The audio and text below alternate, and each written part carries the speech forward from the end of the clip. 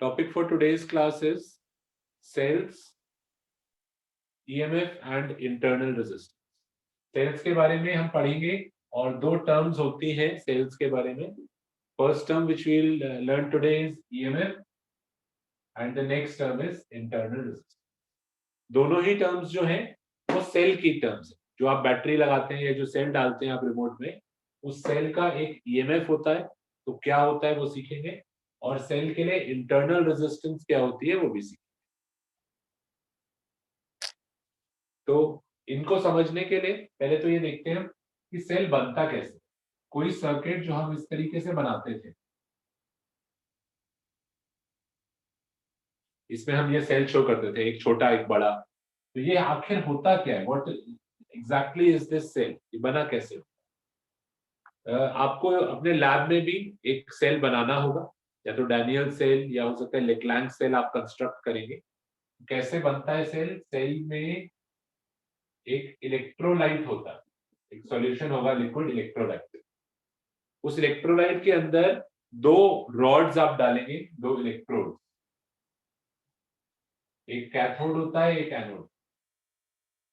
अब ये जो इलेक्ट्रोड है ये इलेक्ट्रोलाइट के साथ रिएक्ट करता है. This will react with the liquid. ऐसे ही ये वाला भी लिक्विड के साथ रिएक्ट करता है.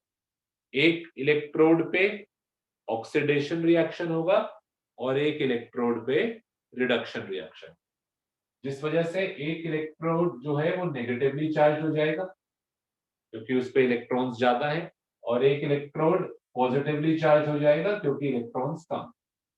केमिस्ट्री में आप ये रिएक्शंस पढ़ें, तो हम उस रिएक्शन, क्या रिएक्शन हो रही है उसकी डिटेल में नहीं जा रहे. बस एक इलेक्ट्रोड पॉजिटिव एक नेगेटिव. तो जो पॉजिटिव है उसको हम बड़े वाले लाइन से शो करते हैं, छोटे वाले को यानी नेगेटिव वाला. अब जब आप इसको सर्किट में ज्वाइन कर रहे हैं, यानी आप यहां से एक तार लगाते हैं, एक रेजिस्टर लगा रहे हैं, तो दिस इज योर सर्किट. ये हमारा सेल है, बड़े वाला पॉजिटिव इलेक्ट्रोड है, छोटे वाला नेगेटिव. अब फ्लो किस चीज का होता है, जो हम बोलते हैं करंट फ्लो कर रहा है, आखिर फ्लो कर क्या रहा होता है. It is the flow of electrons. Electrons जो है वो नेगेटिव वाले टर्मिनल से आएंगे और फ्लो करके पॉजिटिव वाले में चलेंगे. हमने ऑलरेडी आपको बताया था करंट का मतलब क्या है, यहाँ पर फ्लो ऑफ इलेक्ट्रॉन. अब कोई एक इलेक्ट्रॉन लेते हैं, सपोज करिए ये वाला, ये यहां से जाता है. जब ये इस रॉड में से जाएगा, हम इसको कहते थे रेजिस्टर आर. तो इसके अंदर कोलिजन्स होंगे. कोलिजन्स की वजह से इलेक्ट्रॉन्स को रुकावट आएगी. कितनी रुकावट आएगी, that is the resistance. Resistance का मतलब क्या होता है, it is the obstruction. Obstruction क्यों होती है, कोलिजन की वजह से. तो यहां पर ये मटेरियल ऑब्स्ट्रक्शन दे रहा है, आर रेजिस्टेंस दे रहा है. क्यों, क्योंकि इसके अंदर से जब इलेक्ट्रॉन जाते हैं तो कोलिजन हो, फिर इलेक्ट्रॉन चले जाएंगे पॉजिटिव वाले इलेक्ट्रॉन. अब एक चीज देखिए, ये रुकावट आपको लग रहा है इस मटेरियल के अंदर आ रही है, पर रुकावट इलेक्ट्रॉन को एक जगह और भी आएगी. जब ये इलेक्ट्रॉन इस इलेक्ट्रोड के अंदर मूव करेगा तो वहां पे भी तो कोलिजन होंगे. ये जो इलेक्ट्रोड है ये भी तो किसी मेटल या किसी मटेरियल का ही बना है. लेट अस से जिंक का बना है, जिंक रॉड है. अब जैसे ये कॉपर का वायर है, कॉपर के अंदर मैंने बताया था कोलिजन होते हैं, ऐसे ये जिंक रॉड है. अब ये वाला इलेक्ट्रॉन जब मूव करेगा, ये जब मूव करेगा तो इसको इलेक्ट्रोड में से मूव करके ऊपर आना पड़ेगा, तभी तो ये सर्किट में एंटर कर पाएगा. तो जब ये मूव करेगा यहाँ पर, तो इसके भी तो कुछ कोलिजन होंगे यहाँ पर, यानी कुछ रुकावट तो ये इलेक्ट्रोड खुद भी ऑफर कर रहा है. फिर उसके बाद ये सर्किट में फ्लो करेगा, फिर यहाँ पर इसको कुछ रुकावट मिलेगी, फिर ये आगे जाएगा, फिर जब ये दूसरे इलेक्ट्रोड में एंटर करेगा वहां पर भी इसके कोलिजन होंगे, फिर कोलिजन होकर ये इलेक्ट्रोलाइट तक पहुंचेगा. तो कुछ रुकावट इलेक्ट्रॉन को सेल के अंदर के इलेक्ट्रोड और इलेक्ट्रोलाइट की वजह से भी मिलती है. ये हमारा सेल है जो, ये भी कुछ रुकावट दे रहा है इलेक्ट्रॉन को. अगर मैं आपसे पूछूं इस सर्किट में कितने रेजिस्टर्स लगे हैं, तो आप कहेंगे एक ही रेजिस्टर लगा है. जैसे मैंने आपको यहाँ पे पूछा, आप कहेंगे ये एक ही रेजिस्टर लगा है. हाँ, आपको देखने में एक ही रजिस्टर लग रहा है, पर एक और रजिस्टर भी है जो आपको दिखाई नहीं दे रहा है। वो रजिस्टर यानी वो ऑब्स्ट्रक्शन जो है वो सेल के इलेक्ट्रोड और इलेक्ट्रोलाइट ऑफर कर रहे हैं। इस सर्किट में जब इलेक्ट्रॉन्स फ्लो करते हैं तो दो रेजिस्टेंसेस मिलती हैं। एक ये रेजिस्टेंस जो हमें दिख ही रही है, मैंने तो लगाई है, और एक रेजिस्टेंस सेल की वजह से भी है। कोई कहता है सेल की वजह से क्यों है? पहले तो ये समझो रेजिस्टेंस होती क्यों है? कोलिजन की वजह से होती है। तो कोलिजन तो यहाँ पर भी हो रही होगी। जब ये इलेक्ट्रॉन ऊपर जाएगा सर्किट में तो यहाँ पे भी कोलिजन होगा। यहाँ से आएगा इस साइड इलेक्ट्रोड के अंदर, यहाँ पे भी कोलिजन होंगे। तो कोलिजन तो होगा ही, कोई मटेरियल है, मटेरियल में एटम्स है, एटम्स अपनी अपनी जगह फिक्स्ड है, जब इलेक्ट्रॉन जाएगा तो कोलाइड करते हुए ही जाएगा। तो ये सेल जो है ये कितनी ऑब्स्ट्रक्शन दे रहा है, इसकी वजह से कितनी ऑब्स्ट्रक्शन हो रही है, that is called as internal resistance. It is the obstruction to flow of current due to the electrode and electrolyte of the cell. आपको देख के नहीं लग रहा था कि कोई रेजिस्टर आपने लगाया है, आपने ये लगाया थोड़ा ना, आपने तो सेल लगाया पूरा। पर अब सेल के अंदर से भी जब करंट फ्लो करेगा, सर्किट कंप्लीट होगा तो सेल के अंदर भी तो जाएगा करंट। ये तो है नहीं कि बस ऊपर से ही यहां से निकल आया और यहीं खत्म हो गया। इलेक्ट्रॉन अंदर से आएगा ऊपर तक और फिर जब जाएगा यहाँ पे वापस तो पूरा अंदर तक जाएगा, तो उसके अंदर भी कोलिजन्स होंगे। तो वो जो रेजिस्टेंस ऑफर होगी उसको हम नाम देते हैं इंटरनल रेजिस्टेंस। इंटरनल रेजिस्टेंस क्यों? क्योंकि सेल के अंदर ही है ये, आपने नहीं लगाई सर्किट, ये सेल के अंदर ही लगी हुई। तो इसको डिनोट करते हैं स्मॉल आर। और अब से जब भी सर्किट बनाएंगे ये भूल ना जाए तो आप इस इंटरनल रेजिस्टेंस को बना दीजिएगा। जब जब भी सेल बनाएंगे अब सेल के साथ एक छोटा सा रेजिस्टर शो करें। ये हमने लगाया नहीं है, ये सेल का ही पार्ट, ये पूरा सेल है, सेल के अंदर ही है। ये उसका इलेक्ट्रोड इलेक्ट्रोलाइट है, जो भी मटेरियल सेल के अंदर है, whatever is there inside the cell, उसकी वजह से जो इलेक्ट्रॉन को रुकावट आएगी फ्लो करने में, वो रुकावट वो रेजिस्टेंस कहलाती है इंटरनल। जो भी केमिकल भरा होता है सेल के अंदर, उस केमिकल में जब इलेक्ट्रॉन मूव करेंगे, whatever that resistance is, that is called as internal resistance. नाम इंटरनल इसीलिए है, ठीक है ना? तो जब भी सर्किट बनाओगे अब से सिर्फ देखने वाला ये दिख रहा है रेजिस्टर, ये नहीं, ये सेल के अंदर वाला रेजिस्टर भी आपको कंसिडर करना होगा। अब आपके सर्किट में दो दो रेजिस्टर होगा। बच्चों से अगर हम पूछते हैं what is the total resistance, तो वो कहते हैं एक ही तो है, टोटल का क्या मतलब, ये आर ही तो है। नहीं, इस बार total resistance R plus R, cell की रेजिस्टेंस को भी इंक्लूड करना है। सीरीज में है ये दोनों, देखिए एक साइड से जुड़े हैं, इधर से नहीं जुड़े, ऐसे थोड़े ना जुड़े हैं, ऐसे जुड़े होते तो पैरेलल में हो जाता, पर ये एक साइड से जुड़े हैं सीरीज में। अच्छा, आप कोई बच्चा कहता है आज तक तो हमने कभी इसके बारे में बात नहीं करी, आज तक तो हमने 10th में क्वेश्चंस करे या पहले क्वेश्चंस करे, आज तक हम इसको निग्लेक्ट करते आए। दिस इज स्मॉल, तो अब तक हम इसको निग्लेक्ट करते थे, अब आगे इसको निग्लेक्ट नहीं करें, इसको भी कंसिडर करा जाए। कोई कहता है अगर कोलिजन हो रहे हैं तो कोलिजन तो फिर इस वायर में भी हो रहे होंगे। जैसे कोलिजन सेल के यहाँ देखो, जैसे कोलिजन इस इलेक्ट्रोड में हुए, जैसे कोलिजन कॉपर रॉड के अंदर हो रहे हैं, तो इलेक्ट्रॉन यहां से यहाँ उड़कर थोड़ा ना आ रहा है, वो भी वायर के अंदर ही आ रहा है। अब ये वायर भी तो कोई मटेरियल का ही बना होगा, वायर भी पतला होगा, कोई ना कोई मटेरियल ही होगा।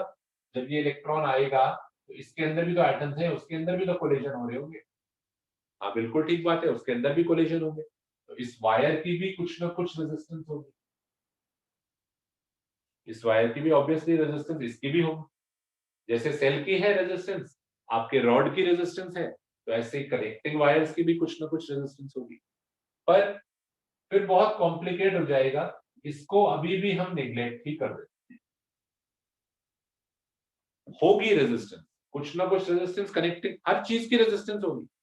कोई भी आप मटेरियल ले लीजिए, जब इलेक्ट्रॉन उसके अंदर से जाएगा, anything it is made of atoms, जब इलेक्ट्रॉन उसके अंदर जाएगा तो टकराएगा जरूर, तो कुछ ना कुछ कोलिजन जरूर होंगे, कुछ ना कुछ रेजिस्टेंस हर चीज की होगी। तो सेल की भी होगी, कनेक्टिंग वायर्स की भी होगी, कॉपर रॉड की भी होगी।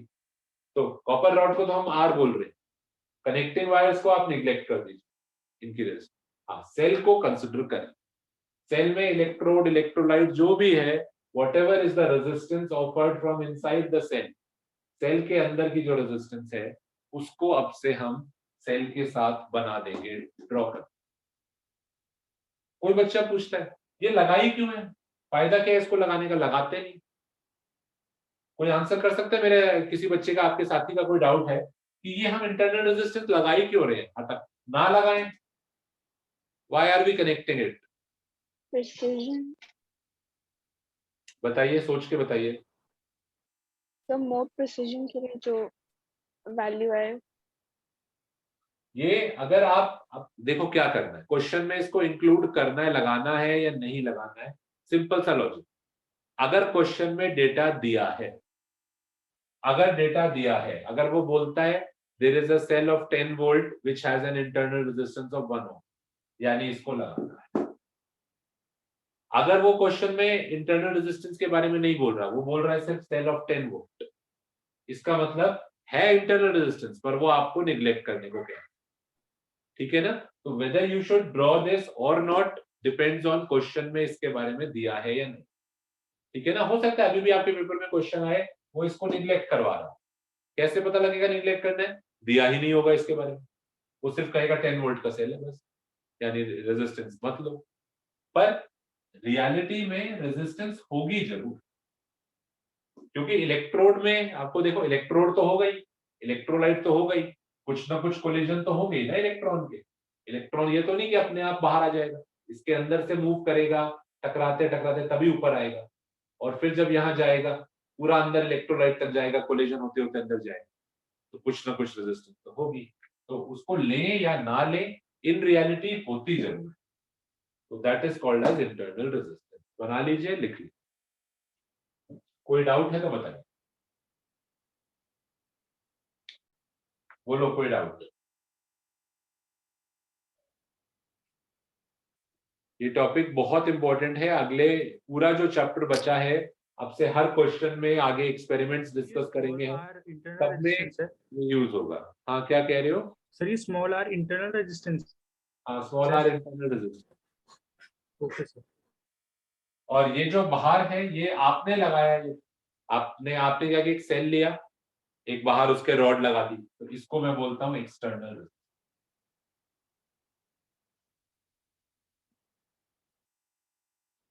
ये एक्सटर्नल रेजिस्टर है, ये आप मान लो ये कोई वो डिवाइस है जिसमें आप ये सेल यूज कर रहे हैं। आप सेल को क्लॉक में डालते हैं, घड़ी में डालते हैं, ये मान लीजिए वो घड़ी है जिसमें आपने ये सेल जोड़ा, तो that is your external resistor, या ये वो डिवाइस है जैसे कि रिमोट हो गया या क्लॉक हो गई या कोई भी चीज जिसमें आपने ये सेल डाला हुआ है, तो ये उस डिवाइस की रेजिस्टेंस।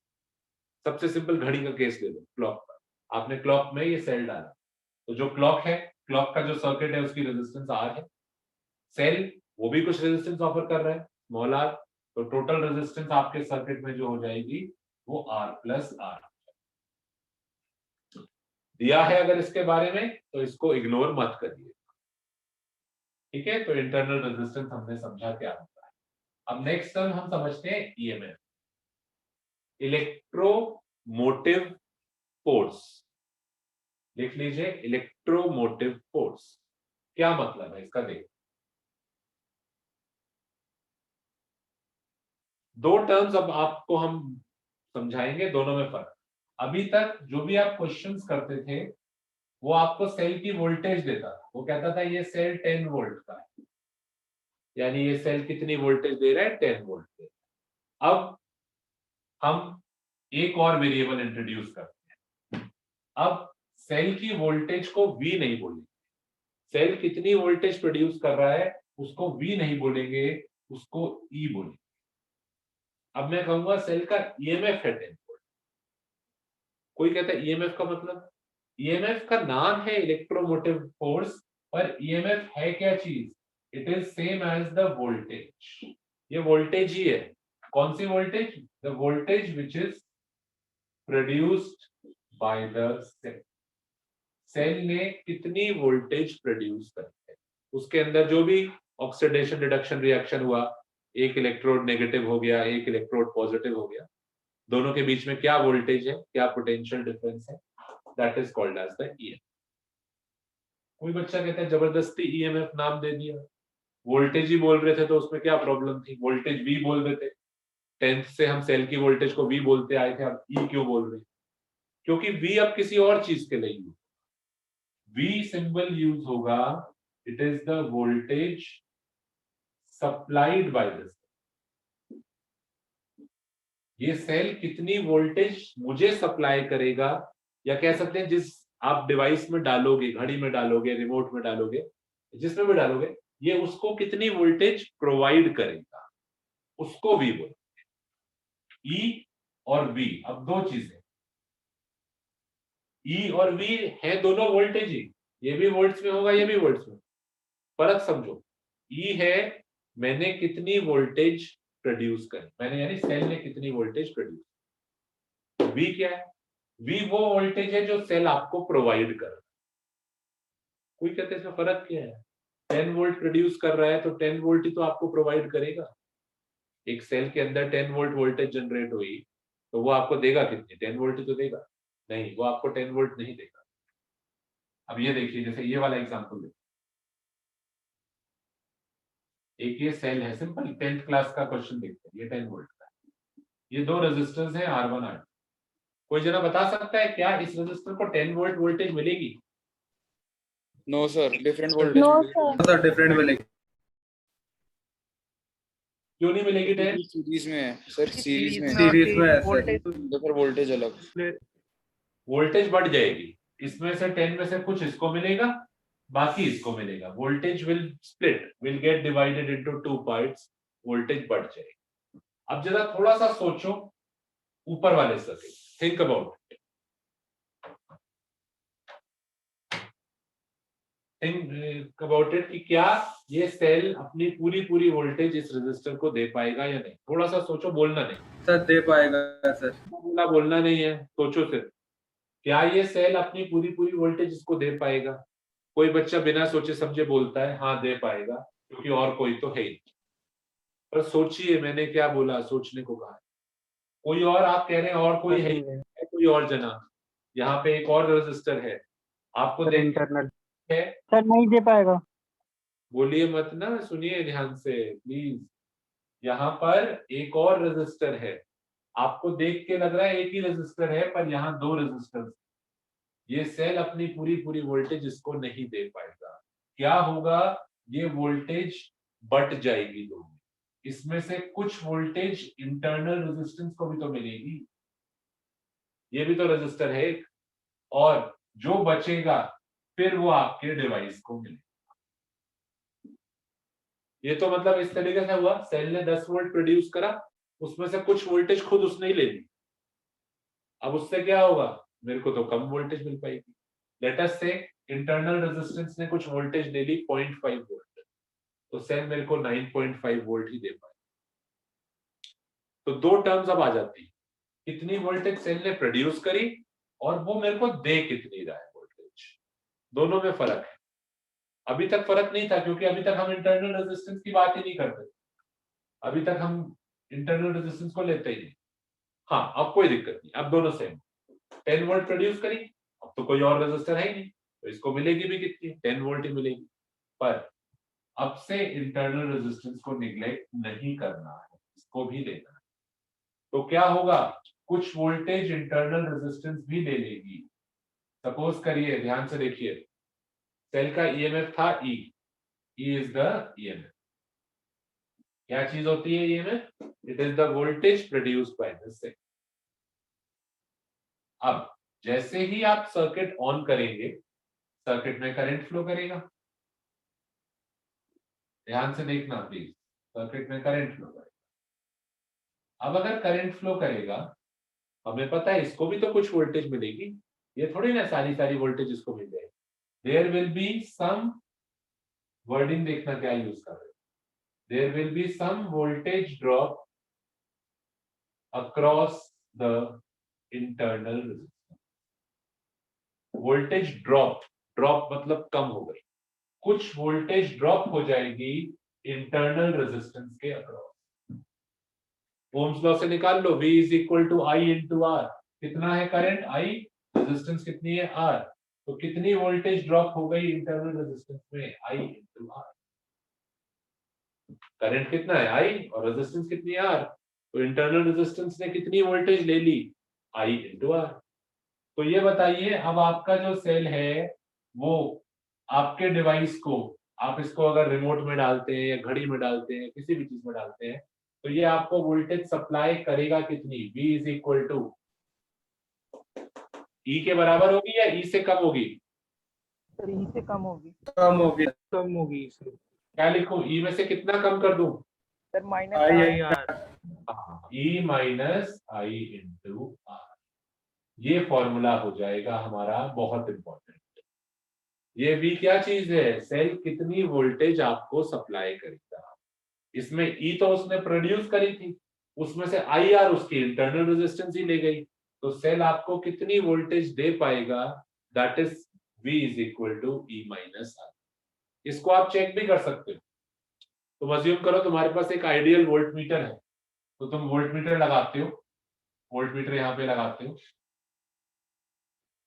चेक करने के, ठीक है ना वोल्ट मीटर। तो वोल्ट मीटर से तुम जो रीडिंग देखोगे वो EMF से कम ही आएगी, यानी ये सेल आपको पूरी वोल्टेज सप्लाई नहीं कर रहा। बना लेते हैं, ध्यान से देखिए, एग्जांपल बना लेते हैं। सपोज EMF 10 वोल्ट था, ध्यान से देखो, इंटरनल रेजिस्टेंस ने कुछ वोल्टेज ले ली, मान लो 0.5 वोल्ट, तो आपका जो रेजिस्टर है इसको जो वोल्टेज मिलेगी, this will be 10 minus 0.5 which is 9.5 volt. Example लिया है बस मैंने, वैल्यू पे मत चले जाना, वैल्यू आई कहां से, एग्जांपल ले रहा हूं बस। 10 वोल्ट उसने प्रोड्यूस करा, इंटरनल रेजिस्टेंस ने मान लो 0.5 वोल्ट ले लिया, तो फिर ये सेल के अक्रॉस बचा कितना, 9.5। यानी अगर आप एक वोल्ट मीटर लगाते हैं, if you connect a volt meter, एक आइडियल वोल्ट मीटर कनेक्ट करते हैं, तो वो आपको रीडिंग दिखाएगा कि सेल क्या वोल्टेज दे रहा है। सेल पे लिखा क्या है, 10 वोल्ट लिखा है, सेल पे लिखा हुआ है 10 वोल्ट, पर जब आप वोल्ट मीटर लगाओगे आपको वोल्ट मीटर में रीडिंग मिलेगी V equal to 9.5 volt, which is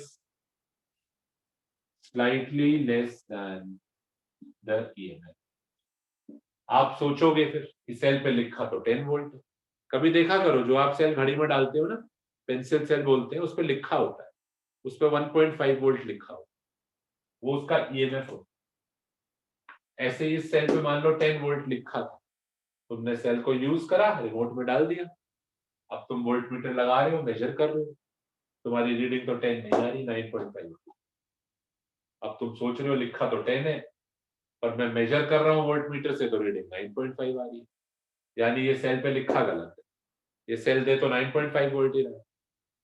अब प्रॉब्लम क्या हो रही है, क्यों उस पे लिखा 10 है पर आपको वोल्टेज उससे 9.5 ही मिल रही है। वो 10 प्रोड्यूस तो कर रहा है, उसके अंदर वोल्टेज 10 वोल्ट प्रोड्यूस हुई है, और आपको वो 10 पूरा दे नहीं पा रहा, वो आपको 9.5 ही दे पा रहा, क्योंकि उसकी इंटरनल रेजिस्टेंस प्रॉब्लम क्रिएट कर, कुछ ना कुछ वोल्टेज तो उसको मिलेगी, उसको कुछ वोल्टेज मिल रही है, तो टोटल जो बचा E माइनस जो इंटरनल रेजिस्टेंस ने ले लिया, तो इसलिए हमारी रीडिंग हमेशा कम आए। जब भी आप रिमोट में डालेंगे सेल, वो सेल पे जो लिखा होगा उससे कम वोल्टेज ही, थोड़ी सी कम वोल्टेज रिमोट को मिलेगी, ठीक है ना। इसको बनाना, कोई वैल्यूज कहीं पे भी आपको स्टेट करने की जरूरत नहीं है, बिना वैल्यू स्टेट करे ये फिगर बना लीजिए और लिख लीजिए, ये आइडियल वोल्ट मीटर है एक, this is an ideal volt meter, तो उसकी जो रीडिंग आएगी वो slightly less than the EMF, और क्यों कम आएगी वो भी रीजन लिख लेना कि वो कम क्यों आएगी, क्योंकि कुछ वोल्टेज इंटरनल रेजिस्टेंस ने ले ली है। तो ये फॉर्मूला आपको समझ में आना चाहिए कैसे बना।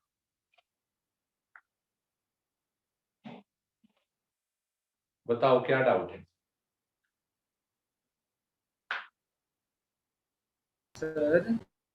सर ये जो सर्किट सर आपने बनाई सर, ये पैरेलल थी कि सीरीज थी सर? ये दोनों यस सर। ये दोनों सीरीज में है ना, एक तरफ से जुड़े हुए हैं। I will show you again. कोई कहता है ये R प्लस R कैसे हुआ, देख लेते हैं। मैंने बताया था सीरीज में तब होते हैं when they are connected from one side. तो ये दोनों देखो ना, एक साइड से, इसका ये वाला एंड इसके इस वाले एंड से जुड़ा हुआ है। इसको यहां से कंपेयर कर लो। चलो ये देखो,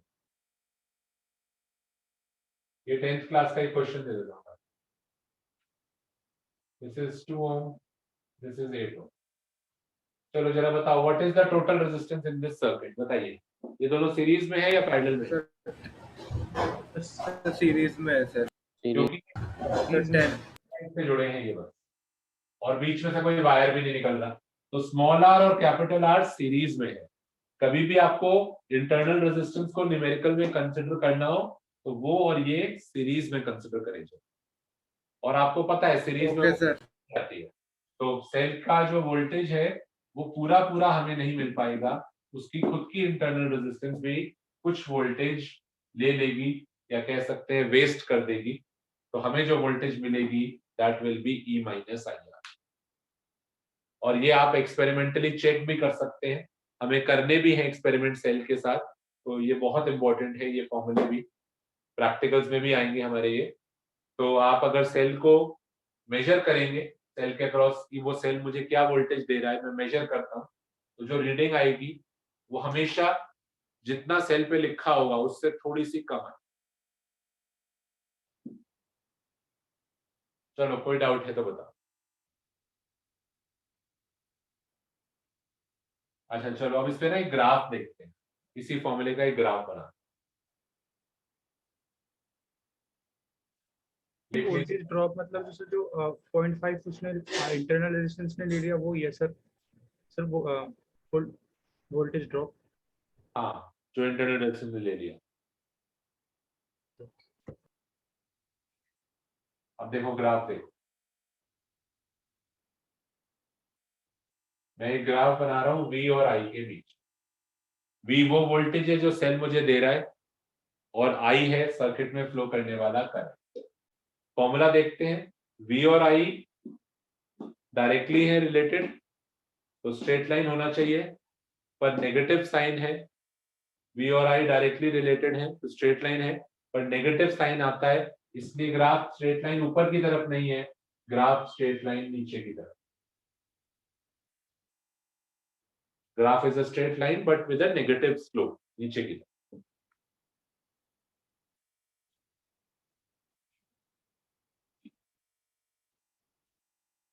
अब इसको समझेंगे पहले तो कि ग्राफ ऐसा क्यों है, इसके दोनों इंटरसेप्ट जो है वो भी समझें, वाई इंटरसेप्ट और एक्स। ध्यान से देखना, पहले समझ लेना, फिर जो डाउट होगा अगर कुछ तो वो बताएंगे। सबसे पहले इस पॉइंट को समझ, ये ग्राफ ऐसा क्यों है, क्योंकि V और I डायरेक्टली रिलेटेड है, इनवर्स नहीं है, डायरेक्टली रिलेटेड है, पर नेगेटिव साइन है, इसलिए स्ट्रेट लाइन नीचे की तरफ चला है। इस पॉइंट को समझ। अच्छा मैं करंट, आप लोग वैल्यूज मत शो करना, मैं करंट की वैल्यूज शो कर रहा हूं। 0 1 2। कोई जना ध्यान से देख के बता सकता है, कोई जना, कि इस पॉइंट पर करंट की क्या वैल्यू होगी, what is the value of current at this point. Current की वैल्यू पूछ रहे हैं यहाँ पर, यानी आई एम आस्किंग यू इस पॉइंट पे एक्स कोऑर्डिनेट कितना होगा। So 0. सर 0। एक्स कोऑर्डिनेट यानी आई करंट की वैल्यू जो देखो ना, कोई कहता है वैल्यू होगी तो सही कुछ, वो तो वोल्टेज की होगी, मैं पूछ रहा हूँ करंट की। इस पॉइंट पे देखो करंट की वैल्यू, तो इस पॉइंट पे करंट की वैल्यू 0 हो, यानी there is no current flowing. Circuit में ये वो पॉइंट है जब सर्किट में कोई करंट फ्लो नहीं कर रहा। बनाते हैं सर्किट, कोई कहता है ऐसा कैसे हो रहा है, करंट फ्लो नहीं कर रहा, तो ध्यान से देखना ऐसा क्यों हो रहा है। ऐसा इसलिए हो रहा है क्योंकि आपका सर्किट ओपन है। आपके सर्किट में एक स्विच था जो आपने ओपन रखा हुआ है। आपका जो स्विच है वो ओपन है, अगर स्विच ओपन है तो ऑब्वियसली आप जानते हैं सर्किट कंप्लीट ही नहीं हुआ, सर्किट में करंट फ्लो नहीं करेगा। तो ये वो पॉइंट है जहां से हमारा ग्राफ शुरू होता है, जब आपका स्विच ओपन है। सर्किट कहलाता है open circuit. Circuit is called as open circuit. अच्छा ध्यान देना प्लीज, अभी टाइम दे दूंगा बनाने के लिए, पहले ध्यान। ये वो पॉइंट है जब हमारा सर्किट ओपन है, सर्किट में कोई करंट फ्लो नहीं कर रहा।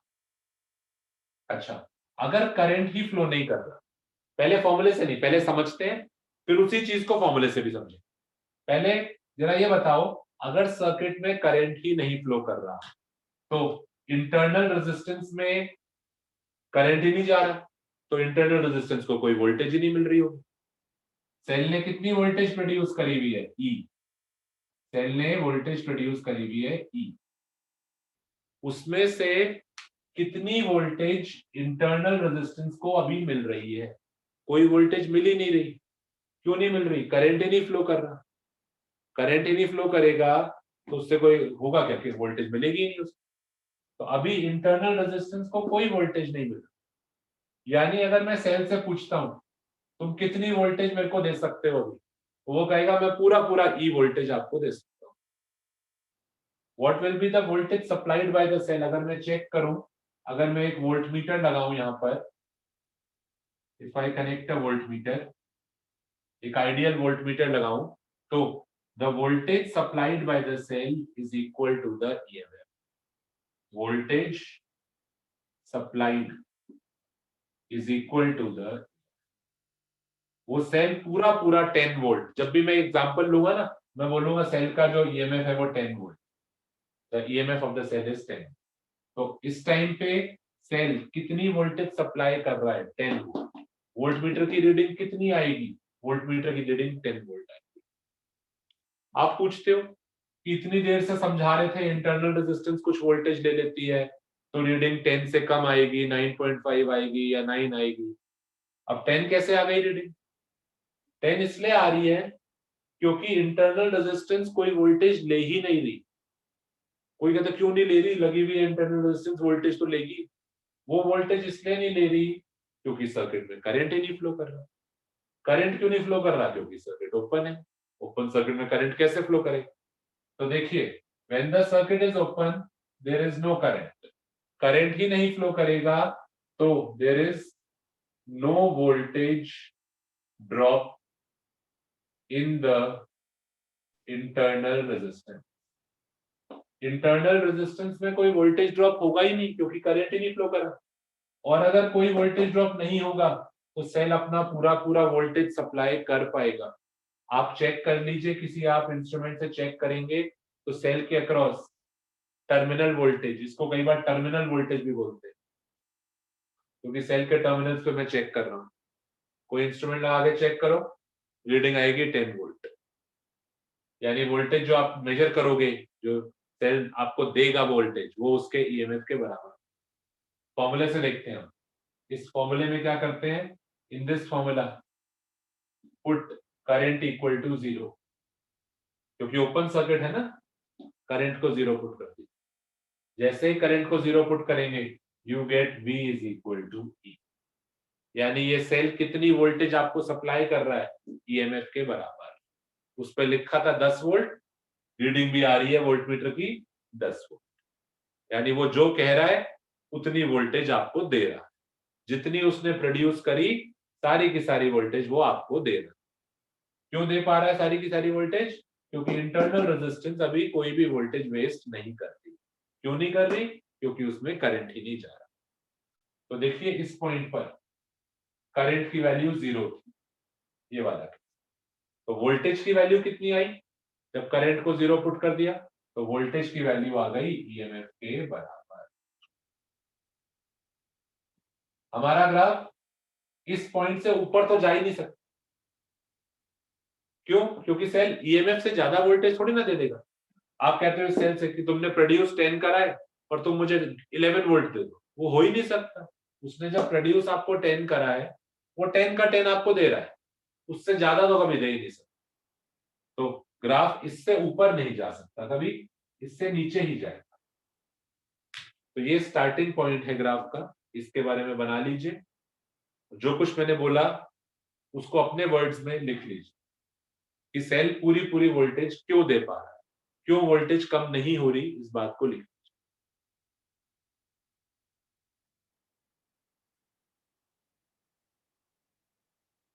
2 मिनट का टाइम दे रहे हैं, नोट डाउन करो, और फिर कोई डाउट है जिसको वो पूछ सकता है, प्लीज पूछ लीजिए। कोई डाउट है तो प्लीज यू कैन आस्क।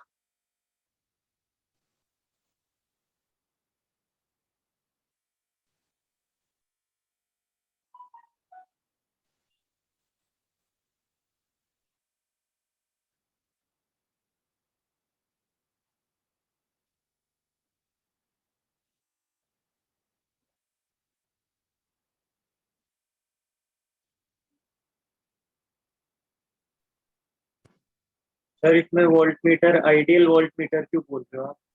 ये थोड़ा सा मैं आगे समझाऊंगा, क्योंकि वोल्ट मीटर्स में भी कुछ दिक्कत होती है आगे ना। वोल्ट मीटर्स कई बार रीडिंग में एरर दे देते हैं, तो इसीलिए अभी मैं वोल्ट मीटर का एरर नहीं घुसाना चाह रहा हूँ बीच में। तो अभी आप मान लो, इसलिए मैंने आइडियल वोल्ट मीटर बोल दिया। तुम ये मानो बिल्कुल सही है, खराब नहीं है, मतलब आइडियल बोल दो, अभी बाद में समझ में आ जाएगा थोड़ी क्लास के बाद क्या है। तो अभी हम वोल्ट मीटर पे नहीं कॉन्सेंट्रेट कर रहे हैं, हम अपने सेल पे कॉन्सेंट्रेट कर रहे हैं। सेल हमें पूरी पूरी वोल्टेज दे रहा है। क्यों दे रहा है? अगर कोई आपसे पूछता है कि हमें तो बताया गया था इंटरनल रेजिस्टेंस कुछ वोल्टेज ले लेती है, और अब तुम कह रहे हो कि सेल हमें पूरी पूरी वोल्टेज दे रहा है, इंटरनल रेजिस्टेंस क्यों नहीं ले रही वोल्टेज? तो आपको फिगर से, फॉर्मूले से, दोनों तरीके से एक्सप्लेन करना आना चाहिए कि V की वैल्यू E के बराबर क्यों है। सर हाँ, सर जब इंटरनल रेजिस्टेंस में मतलब सर्किट में करंट फ्लो नहीं कर रहा तो इंटरनल रेजिस्टेंस की जो वोल्टेज है वो 0 है। सर फिर जो रेजिस्टेंस मतलब कॉपर की या किसी मेटल की होगी तो सर उसमें भी तो वोल्टेज 0 आ जाएगी सर, क्योंकि करंट तो फ्लो कर ही नहीं रहा। हाँ, उसमें भी 0 आ जाएगी।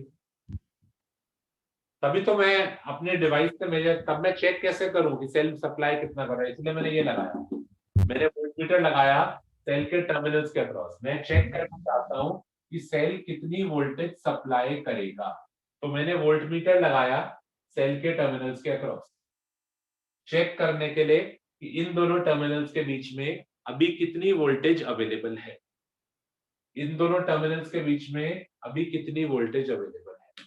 उसके लिए मैंने वोल्टमीटर लगाया। वोल्टमीटर चेक करता है इन दोनों टर्मिनल्स के बीच में वोल्टेज। सेल ने प्रोड्यूस करी थी ई, इंटरनल रेजिस्टेंस ने कुछ भी नहीं लिया हुआ, तो इन दोनों टर्मिनल्स के बीच में जो वोल्टेज मेरे को मिलेगी that will be equal to E only. तो वोल्टमीटर को लगा के हम चेक कर रहे हैं कि ये सेल आपको इस टाइम पर V की पूरा पूरा ई वोल्टेज सप्लाई कर रहा है। पर ये केस अगर तुम जैसे पूछ रहे हो, ये केस हमारे रियल लाइफ में किसी फायदे का नहीं है, क्योंकि आप इसमें अपने डिवाइस को ऑपरेट नहीं कर सकते। कोई कहता है ये तो बहुत बढ़िया केस है, सेल पूरी पूरी वोल्टेज दे रहा है हमें, तो इसी को ऐसे यूज करना चाहिए। पर इसको आप रियल लाइफ में यूज नहीं कर सकते, क्योंकि रियल लाइफ में यूज करने के लिए आपको स्विच क्लोज तो करना ही पड़ेगा ना, वरना तो आपकी डिवाइस भी वर्क नहीं करेगी। आप घड़ी में डालते हो सेल को, पर आप स्विच को खोल के रखते हो, आप स्विच को खोल के रखते हो क्योंकि आप कह रहे हो कि मेरे को करंट फ्लो नहीं करा। अब करंट फ्लो नहीं कराओगे तो आपकी घड़ी भी तो काम नहीं करेगी। तो आपको अपनी डिवाइस ऑपरेट कराने के लिए तो स्विच ऑन करना ही पड़ेगा। यानी V equal to E real life में हम यूज नहीं कर सकते ये वाला केस। कोई कहता है सेल पूरी पूरी वोल्टेज दे रहा है, हाँ दे तो रहा है, पर उसको जब आप अपनी डिवाइस के लिए यूज करोगे तो आपको स्विच क्लोज करना पड़ेगा ना। ओपन सर्किट को आप अपना यूज नहीं कर सकते, आपकी डिवाइस काम ही नहीं करेगी क्योंकि उसको भी तो करंट नहीं मिल रहा। तो आप सिर्फ ये चेक कर सकते हो कि हाँ सेल कितनी वोल्टेज दे पा रहा है। उसके लिए मैंने एक आइडियल वोल्टमीटर लगा के चेक करा, हाँ सेल ने कहा था मैंने ई वोल्टेज प्रोड्यूस करी है, कितनी वोल्टेज अभी उसके अक्रॉस है, ई के बराबर ही, क्योंकि इंटरनल रेजिस्टेंस ने कोई वोल्टेज यूज नहीं करी।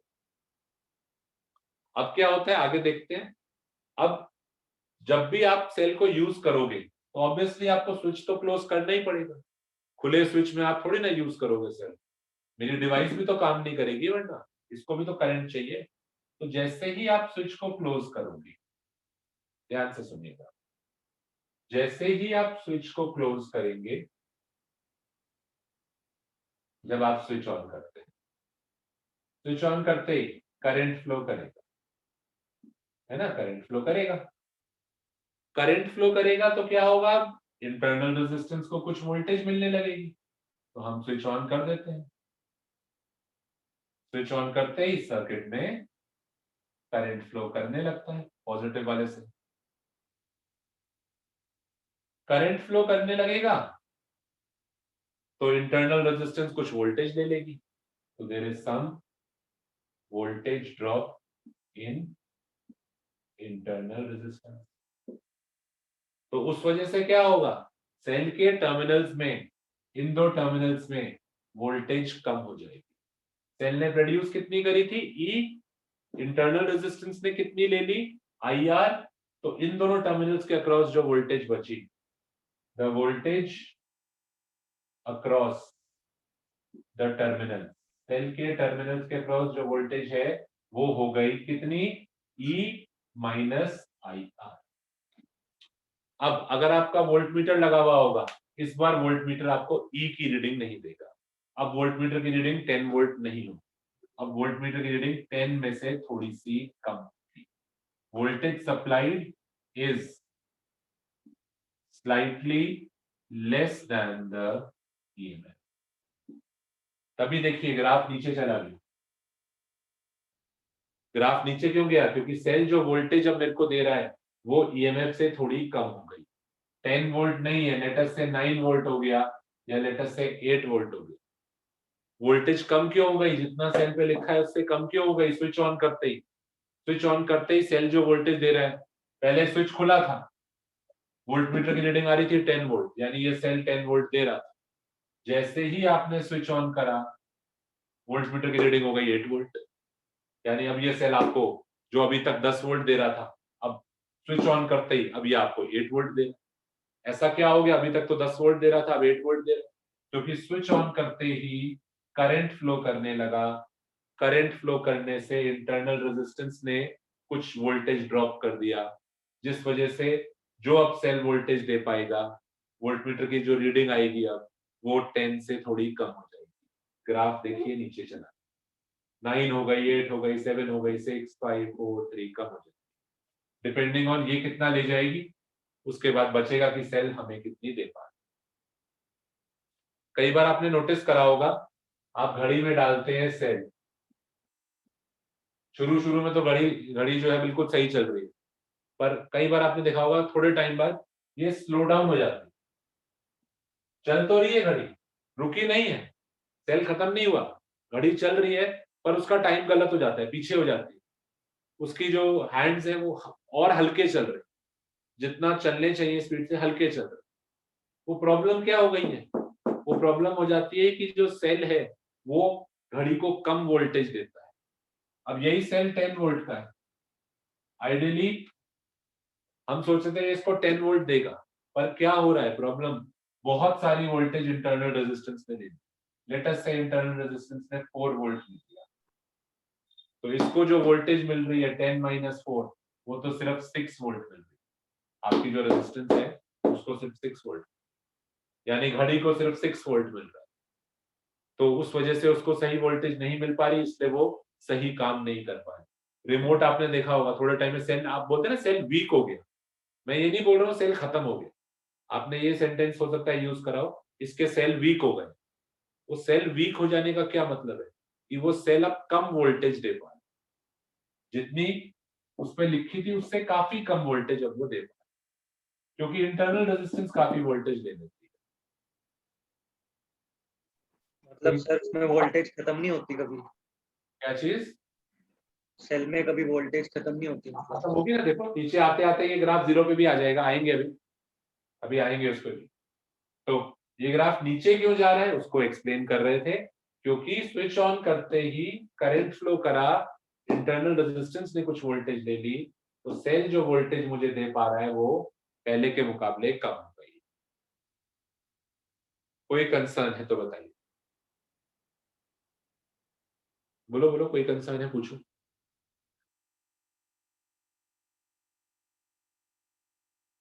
सर जैसे सर्किट में हमको रेजिस्टेंस पता चलती है कि ये छोटी सी होती है, दिखती है सर, वैसे इंटरनल रेजिस्टेंस दिखती होगी सर सेल के अंदर? क्या कह रहे हो, इंटरनल रेजिस्टेंस क्या होगी? सर सेल के अंदर क्या दिखती है सर? उसमें होती है, सेल के अंदर होती है वो इंटरनल रेजिस्टेंस? हाँ, सेल के अंदर होती है, तभी तो इंटरनल रेजिस्टेंस बोल रहे हैं। Okay sir. लिखा नहीं होगा उसके ऊपर, उसके तुम कहो इस सेल के ऊपर तो लिखा ही नहीं कि कितनी इंटरनल रेजिस्टेंस है, लिखा नहीं होता। आपका एक लैब में एक्सपेरिमेंट भी है, उसमें आपको सेल के अंदर कितनी इंटरनल रेजिस्टेंस है ना, वो एक्सपेरिमेंट करके पता करना। कभी भी आप कहो मैं तो सेल खरीद के लाया, उस पर तो सिर्फ ये लिखा होता है उसका ईएमएफ। आप जो रिमोट में सेल डालते हो वो उसको कभी देखा करो। I will just show you.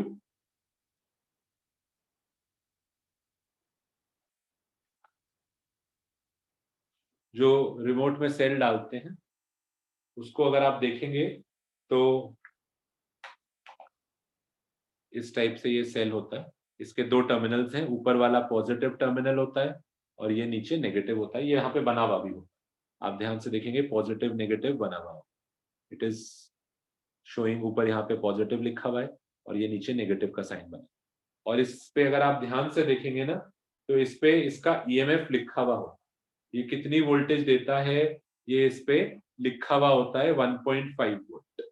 यहाँ पे अभी इसमें you won't be able to read, but यहाँ पे लिखा हुआ है कि ये कितनी वोल्टेज दे रहा है, वो इसका ईएमएफ है। It is written as 1.5। ये इसका ईएमएफ है, वो इसके अंदर वोल्टेज प्रोड्यूस हुई। पर जब मैं इसको रिमोट में डाल दूंगा, जैसे ही मैंने इसको रिमोट में डाल दिया, अब यहाँ करंट फ्लो हो रहा है। अब इस रिमोट के अंदर करंट फ्लो होने से प्रॉब्लम क्या हो रही है, इसकी इंटरनल रेजिस्टेंस भी कुछ वोल्टेज ले रही है। तो इवन दो सेल पे लिखा है 1.5, सेल पे लिखा 1.5, पर उसकी जो वोल्टेज सप्लाइड है वो स्लाइटली लेस देन 1.5। अब अगर मैं वोल्टमीटर लाऊं और इस सेल के अक्रॉस मेजर करके देखूं कि ये सेल आखिर कितनी वोल्टेज दे रहा है, अज्यूम करो वोल्टमीटर लगा दें, तो उसमें रीडिंग 1.5 से थोड़ी सी कम होगी, 1.4 होगी या 1.3 होगी। वो क्यों है? क्योंकि जब करंट फ्लो करेगा तो इंटरनल रेजिस्टेंस भी तो कुछ वोल्टेज ले लेगी है, इस वजह से। और इंटरनल रेजिस्टेंस कभी लिखी नहीं होती, वो आपको अगर फाइंड करनी है तो वो आपको एक्सपेरिमेंट से फाइंड करनी पड़ेगी। वो एक्सपेरिमेंट लैब में तुम लोग थोड़े टाइम बाद करोगे। अच्छा, अब आगे देखते हैं आखिरी चीज ओके सर। कि ये आखिरी पॉइंट कौन सा है। वोल्टेज कम हो रही है, 10 में से हमें 9 वोल्ट मिल रहा था, 8 7 6 5 4 3 2 1 0। ये वो पॉइंट आ गया जब वोल्टेज कितनी हो गई, वोल्टेज 0 हो गई। यानी ये सेल 10 वोल्ट का सेल था, 10 वोल्ट वाला एग्जांपल लेते हैं, पर ये हमें वोल्टेज दे ही नहीं रहा। मैं चेक कर रहा हूँ रीडिंग 0 आ रही है। सेल खत्म हो गया क्या? नहीं, सेल खत्म नहीं हुआ, पर वो वोल्टेज तो 0 दे रहा है, दे ही नहीं रहा कोई भी वोल्टेज। प्रॉब्लम क्या हो रही है देखते हैं। ये केस कहलाता है शॉर्ट सर्किट। जब आप सेल को शॉर्ट सर्किट कर देते हो, शॉर्ट सर्किट का मतलब क्या होता है? शॉर्ट सर्किट का मतलब है आपने सेल को किसी डिवाइस में नहीं डाला, आपने सेल को उसके दोनों टर्मिनल्स डायरेक्टली एक वायर से ज्वाइन कर, उसके जो दोनों टर्मिनल्स थे वो आपने डायरेक्टली एक वायर से ज्वाइन कर। जैसे आपको कोई ना कोई तो डिवाइस डालनी चाहिए थी ना, चाहे रिमोट में डालते, चाहे घड़ी में डालते, इस सेल को किसी में तो डालते। मैंने क्या करा, मैंने सेल लिया, एक तार लिया यहाँ से और यहाँ जोड़, सेल के पॉजिटिव टर्मिनल से तार लेके नेगेटिव में जोड़। This is called as short circuit. जब सेल शॉर्ट सर्किट हो जाता है तब अगर आप मेजर करो उसकी टर्मिनल वोल्टेज, अब मैं इसके अक्रॉस एक आइडियल वोल्टमीटर लगाऊं और मेजर करूं तो वोल्टमीटर की रीडिंग 0 आएगी। कोई कहता है क्यों रीडिंग 0 क्यों आएगी? क्योंकि इस केस में सेल खत्म हो गया है क्या? नहीं, क्योंकि इस केस में सेल की सारी वोल्टेज उसकी इंटरनल रेजिस्टेंस ने ही ले। हमने कहा था ना 10 में से 1 या 2 वोल्ट इंटरनल रेजिस्टेंस लेती थी, तो बाकी हमें मिल जाता था। इस केस में सेल की सारी वोल्टेज ही इंटरनल रेजिस्टेंस है। तो हमें कितना मिलेगा, हमें कोई वोल्टेज नहीं मिल पाएगी। कोई कहता है ऐसा कैसे हो गया, सेल की सारी इंटरनल रेजिस्टेंस ने क्यों ले ली? क्योंकि देखो कोई एक्सटर्नल रेजिस्टर आपने ज्वाइन ही नहीं करा। अब मैं ज्वाइन करूंगा तो वोल्टेज बटेगी, 10 में से कुछ इसको मिलेगा 4, बाकी इसको मिलेगा 6। पर आपने क्या करा, ये वाला केस कौन सा है, ये शॉर्ट सर्किट का स्पेशल केस। ये वो केस है जब आप कोई रेजिस्टर ज्वाइन ही नहीं कर, जो एक्सटर्नल रेजिस्टर यहां लगाना चाहिए था वो आपने लगाया ही नहीं। अब तो एक ही रेजिस्टर है सर्किट में, सिर्फ इंटरनल रेजिस्टर ही है। तो सेल की जो भी वोल्टेज है लिख लेते हैं, entire EMF is across the internal resistance। सेल का जो पूरा EMF है वो उसके इंटरनल रेजिस्टेंस को ही मिल रहा है। तो अगर आप सेल के अक्रॉस चेक करो कितनी वोल्टेज सेल हमें दे पाएगा, तो वो वोल्टेज 0 रीडिंग है। तो ये वाला पॉइंट। और जरा कोई ये बता सकता है इस केस में सर्किट में फ्लो करने वाला करंट कितना होगा?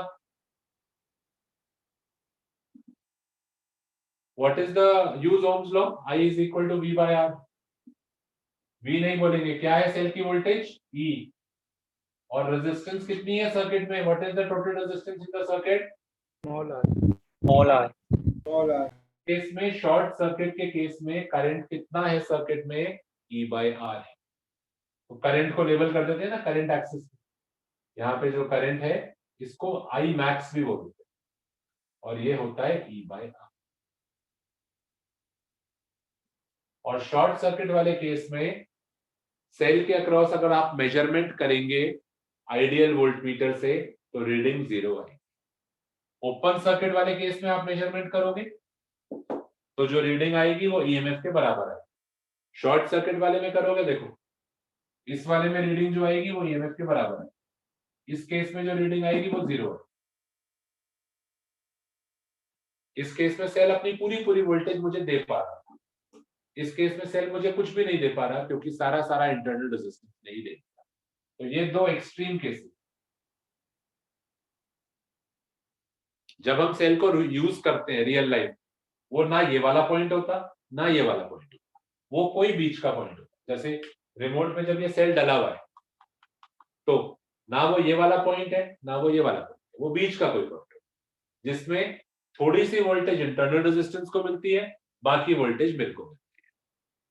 वो रियल लाइफ केस होता है। ये सिर्फ दो थ्योरेटिकल केसेस हैं।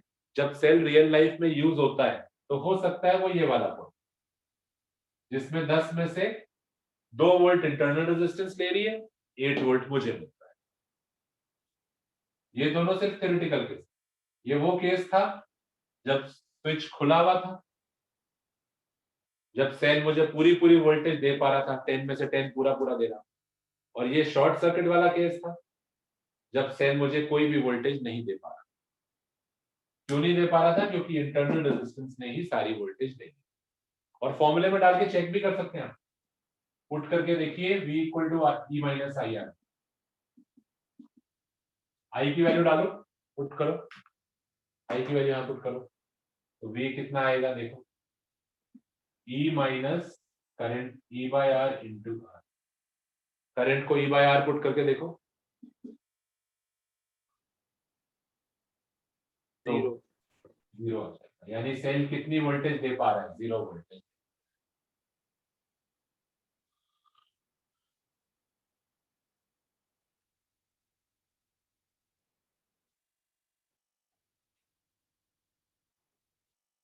तो और एक बच्चा ये डाउट पूछ रहा है कि ये करंट की वैल्यू कैसे आई? तो करंट मैंने ओम्स लॉ से निकाला है, आई होता है V बाय आर होता है ना। क्या वोल्टेज है सर्किट में? सेल की वोल्टेज V नहीं है, क्या है सेल की वोल्टेज? E। और what is the resistance in the circuit? R plus R। R. तो इसलिए करंट हमने निकाला है E बाय आर, और उसको जब मैं फॉर्मूले में डालता हूँ E बाय आर तो वोल्टेज 0 आ जाता है। वोल्टेज 0 है इसका ये मतलब नहीं है कि सेल ने प्रोड्यूस 0 वोल्ट करा। इसका मतलब ये नहीं है कि सेल खत्म हो गया। सेल ने प्रोड्यूस तो E करा है, पर वो E सारा का सारा इसने ले लिया तो सेल कितनी वोल्टेज अभी दे पाएगा, आप मेजर करोगे तो रीडिंग 0 है। ठीक है ना? तो बना लीजिए प्लीज। ये मैंने आपको 3 केसेस बताए, ये ओपन सर्किट वाला इस पॉइंट के लिए, फिर ये बीच वाला कोई पॉइंट सेकेंड, और फिर ये वाला केस थर्ड इस पॉइंट। जब रियल लाइफ में यूज करते हैं हम ये वाले केस में करते हैं। स्विच ऑन होता है, करंट फ्लो कर रहा होता है, कुछ वोल्टेज इंटरनल रेजिस्टेंस देती है और बाकी की बची हुई वोल्टेज हमें मिलती है। तो जब आप सेल को यूज करते हो तब सेल आपको कितनी वोल्टेज देता है, V is equal to E minus आएगा। This is the real life. ना पूरी वोल्टेज दे पाता, ना ही वो 0 वोल्टेज देता। जब ये सेल इस रिमोट में डला हुआ है तो स्विच ऑन है, तभी तो रिमोट काम कर रहा है, करंट फ्लो कर रहा है, कुछ वोल्टेज इंटरनल रेजिस्टेंस दे लेती है, बाकी बची हुई वोल्टेज हमारे रिमोट को मिलती है। तो यहां से आप देख सकते हैं जो वोल्टेज हमें मिल रही है वो ईएमएफ से थोड़ी सी कम है। कितनी है वो वोल्टेज? E minus. बना लीजिए प्लीज।